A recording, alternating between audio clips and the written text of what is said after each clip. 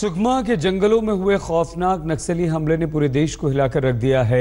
अब सवाल ये सामने है कि आखिर जंगल और जमीन के नाम पर खून बहाने वाले नक्सलियों का कब खात्मा होगा और सरकार क्यों बार बार नक्सलियों से जुड़ी जानकारी हासिल करने में नाकाम हो जाती है।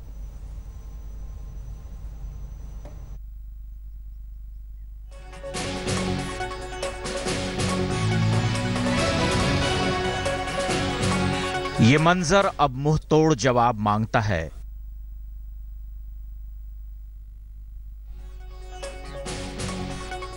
नक्सलियों को अब सिखाना होगा सबक।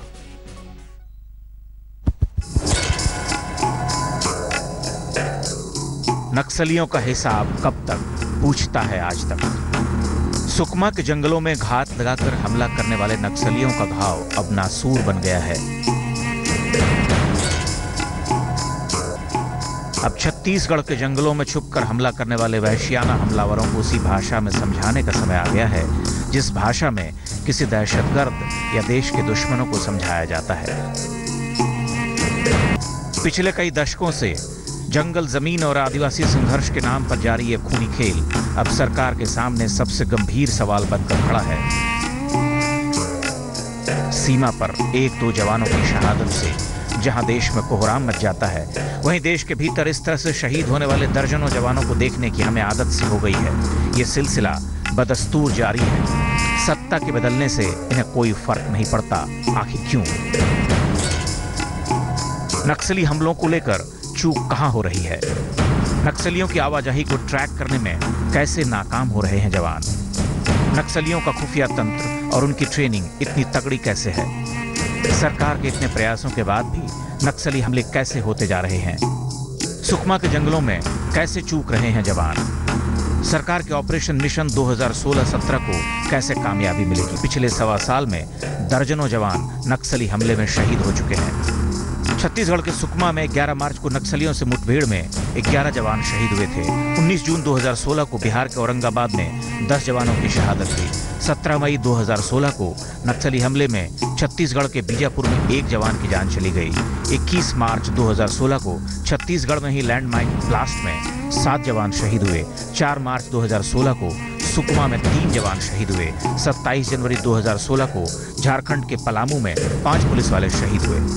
पिछले 10 साल के नक्सली हमलों का आंकड़ा उठाकर देखें तो साफ पता चलता है कि देश के दूसरे राज्यों में होने वाले नक्सली हमलों में मारे जाने वाले जवानों की जितनी संख्या रही है, तकरीबन उसका 50% अकेले छत्तीसगढ़ में मारे जाते रहे हैं। सुकमा के जंगल एक खूनी पहेली की तरह हैं, जहां रह रहकर हमारे जवानों का लहू बहाया जाता है। क्या यह खूनी सिलसिला कभी खत्म होगा?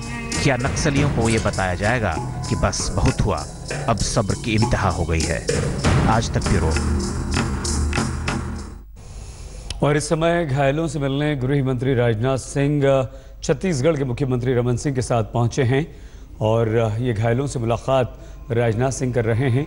रमन सिंह उनके साथ हैं। गृह मंत्री राजनाथ सिंह 8 मई को एक हाई लेवल मीटिंग की बात पत्रकारों से बातचीत करते हुए राजनाथ सिंह ने कही है। राजनाथ सिंह छत्तीसगढ़ के मुख्यमंत्री रमन सिंह, केंद्रीय गृह राज्य मंत्री हंसराज अहीर के साथ पहुंचे हैं। डॉक्टर्स जानकारी दे रहे हैं सारी। राजनाथ सिंह ने 8 मई को एक हाई लेवल मीटिंग का ऐलान किया है। पत्रकारों से बातचीत करते हुए नक्सलियों की इस हरकत को उन्होंने कायराना बताया है। सुनील नामदेव हमारे संवाददाता इस वक्त हमारे साथ हैं। सुनील, क्या कुछ इस वक्त चल रहा है? क्या अस्पताल में राजनाथ सिंह से कोई बात हो पाई है? कोई प्रतिक्रिया उनकी मिल पाई?